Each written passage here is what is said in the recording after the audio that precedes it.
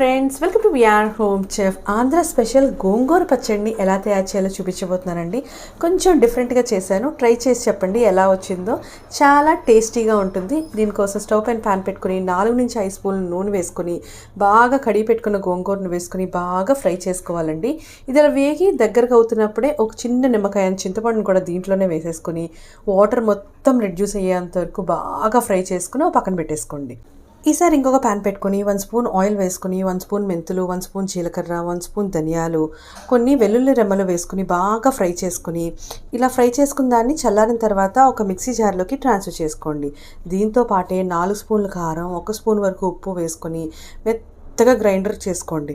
ఇలా రెడీ అయిన దాంట్లోకి రెడీ చేసి వేగించి పెట్టుకున్నాం కదండి గోంగూరని, దాన్ని ఆయిల్తో పాటు దీంట్లో వేసేసుకొని వాటర్ వేయకుండా మిక్సీ చేసుకోండి.